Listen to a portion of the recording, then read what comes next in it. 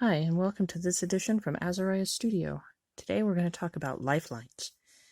So my piece is green, and you see these two purple threads. They are cotton thread. They are both lifelines. They get used a lot in lace making, lace knitting, and that's what this piece is. And they are in there so that I know from this point back this way is correct. So if I make a mistake here, I only have to rip back this far. I have two in there because it's a tricky pattern that has a lot of detail on both sides, and I may need to go back this far, which I've actually had to do that once already.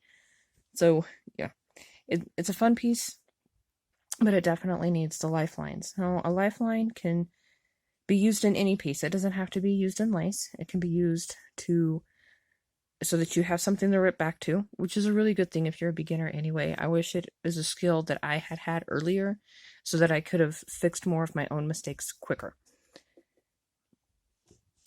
A lifeline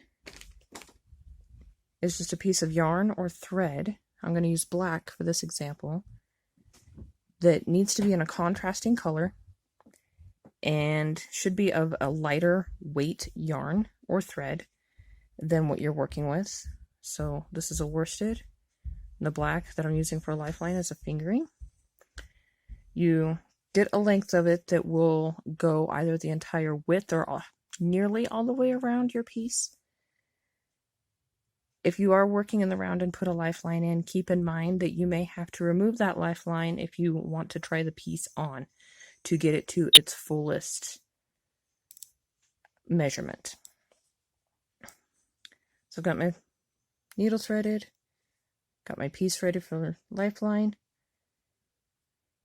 You don't want to take the stitches off the needle, off of the knitting needle. You just want to go through each stitch with the tapestry needle, pulling the yarn through it. See, I left a tail.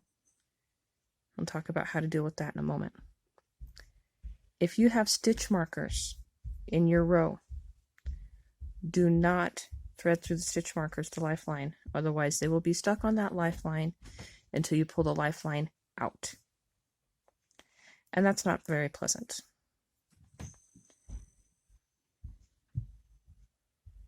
And just go all the way down the needle, being careful not to split the yarn.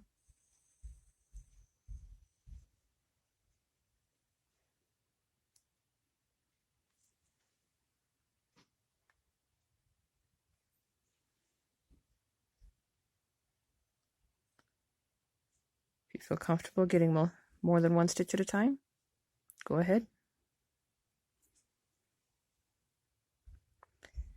It does take a couple minutes to do, but if you don't have to rip all the way back to the beginning, I used to have to, or to figure out your lace pattern.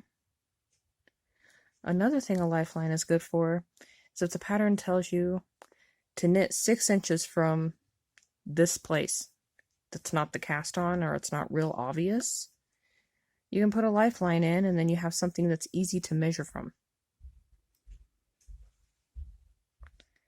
All right. Now, in the case of my swatch here, my yarn is long enough on either side that I'm not worried about it falling out.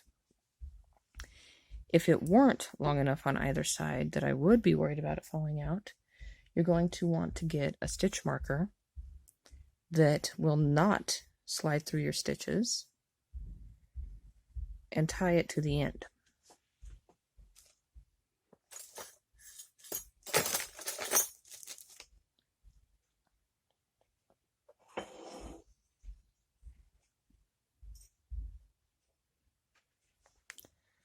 So I've got a stitch marker.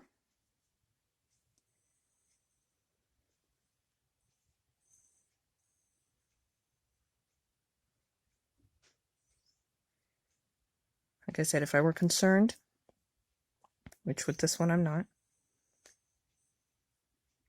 I would do it on both ends. And I just made that one a loop so that it's not difficult to get the yarn off of the stitch marker when I'm finished. I just have to pull this thread and then it'll come off.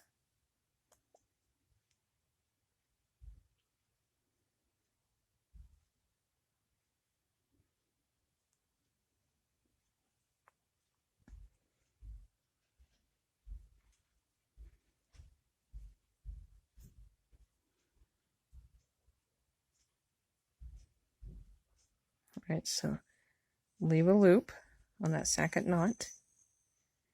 That way when you're all done, you just pull that one, then tug on the long one. Because of the kind of knot it is, you may have to go back and forth a couple times to get it off. And then you've got it off. You can reuse the stitch marker, you can reuse the lifeline. I've heard dental floss can be used for a lifeline. I've never done it because I've also heard bad stories about it, where stitches, it cuts all the way through the yarn, which if you're using a finer yarn or more of a luxury yarn, that would definitely be a concern. This is a worsted weight wool, so I don't have as much of a concern. Another way to get a lifeline on, let's see if it'll show up, is this little hole right here. On the interchangeable needles, a lot of them have it. This is a cord that came with my Leica needles. They are the same cords as Knitter's Pride, Knit Picks.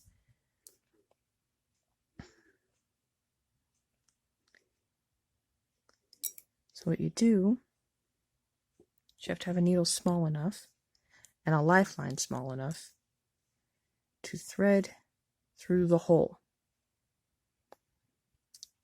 And then as you're working your next round and you slide the stitches down, or your next row, it works either way. As you're sliding your stitches down the cord, you will then also be inserting the lifeline.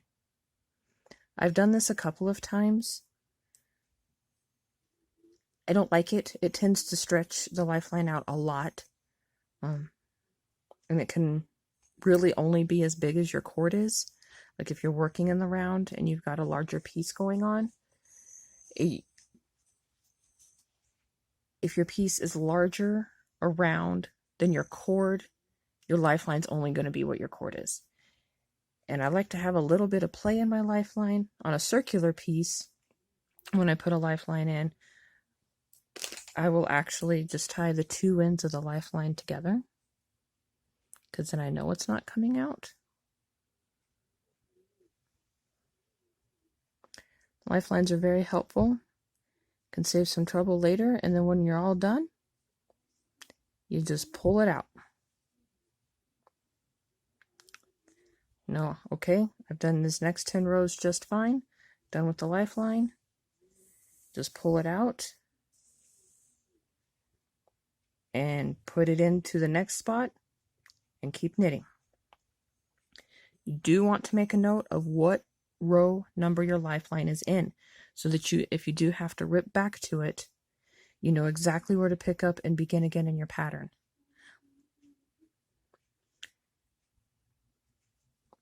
Thank you for watching from Azariah Studio. Happy making!